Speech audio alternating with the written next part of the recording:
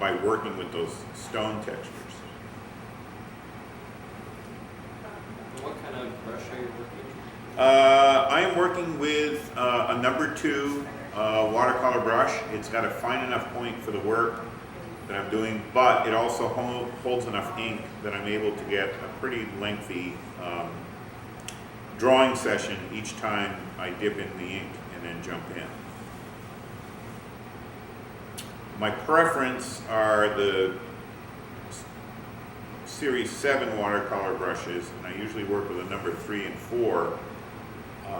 But I thought, for the purposes of this demo, I'd bring in something finer than that so that there'd be more contrast with the marker drawings I was doing a moment ago. Okay, I'm stopping this line right at the edge of the water. And I'm going to put a little bit of, all right, this is going to be where we're going to be working with the edge of the water. And in this case, I'm working with a form that's almost tube-like. This is a big, fat, serpentine creature. So the ripple and the shape of it going into the water is going to be an ellipse that I'm looking at from the side. And the one other part where I want to have this fellow coming up out of the water is over here.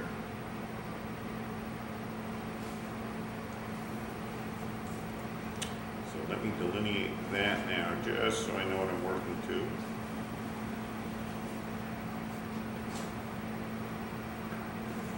Okay. Now, let me do a little bit more here.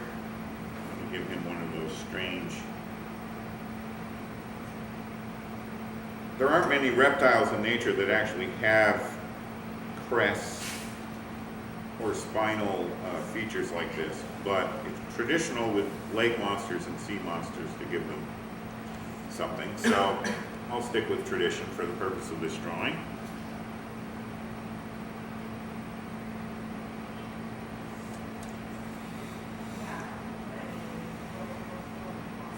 Now you see that I'm doing my lines to try to describe the form. I want to make this guy look like there's weight, that the form bends around.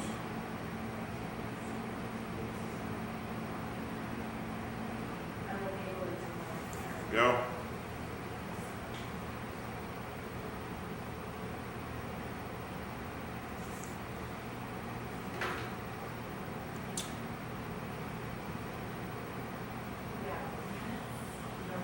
And I'm putting a little more spin on it here because I want to have that feeling of his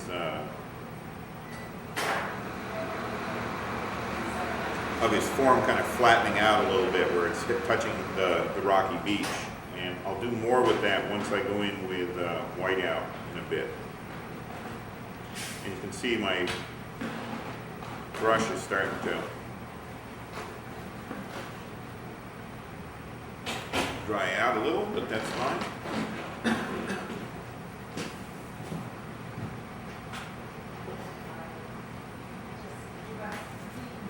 Okay, that works pretty well. Now I want to lay in some heavy shadow around him, and this is a tough call. He's kind of leaning his head forward, so the shadow would actually fall over part of his body, but I don't want to confuse the form too much. So I'm going to lay the shadow on the rock behind him and use that to delineate that part of what he's doing.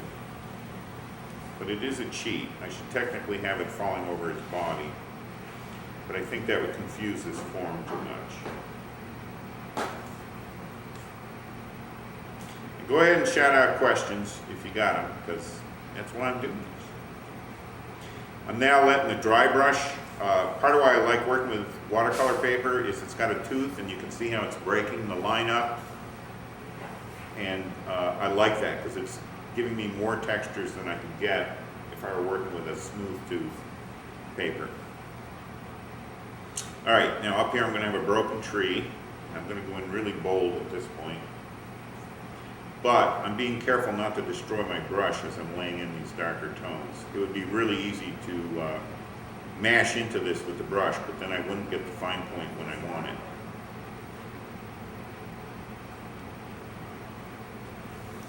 And the reason I'm doing this form so bold up here is I want to stop your eye. I want a diagonal to cut off that corner so that your eye's not going to just go flipping off the page over there. And I'll go in and do a bit more detail work on this tree when I go in with my pen. Steve, what kind of tree did you say goes down versus up? Say again? The branches down versus up? What are those? This is like more likely a conifer tree. The branches will tend to come out either straight from the trunk or toward the base of the tree. They'll sometimes bend down after they've lost their needles. And I love that form. It's also a very New England form, which is what I've grown up with. So I just sort of naturally gravitate to working with that. And then I'm going to lay in a little bit of suggestion of other other detail back here of down trees and broken brush and so on. And I'm not going to go into any real detail. Part of the art of making drawings like this is just suggesting forms that the reader's eye will fill out. Because I really want to make the focal point this creature. So that's where I'm going to try to really delineate the forms with real clarity. Okay, now I got to get doing some stuff down by this beach edge, and I've really soaked my brush with ink on purpose because now there's two things happening here. There's the water's edge, which I want to delineate clearly enough that it reads as being at the edge of the body of water. And I have this creature's form, which is underwater, and I need to imply a reflection. So this is three different levels that we're drawing at. Now my brush is starting to do the dry brush thing, which is right where I want it to go in and do this kind of thing.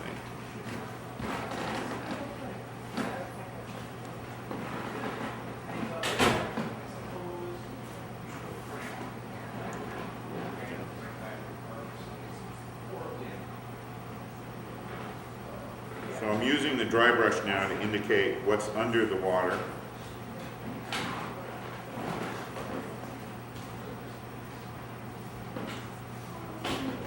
And you'll also notice that I didn't worry about lining up the forms too closely, because if you set a pencil or a stick into a jar of water, light refracts, and forms do not line up perfectly above and below the water. So I want to work with that optical illusion a little bit. It's one of those things that we're not conscious of, but if I lined it up perfectly, it wouldn't look correct. Your unconscious would know that there was some kind of a cheat going on there. Okay, so I've got a suggestion of the creature's form underwater, but I also have to get a suggestion of the reflection. So to do that, I'm going to bang in some stronger black on this part of the form. And I'm working with pretty blunt strokes here, in part because I want this thing to look massive right at this point. But I'm suggesting a scale pattern.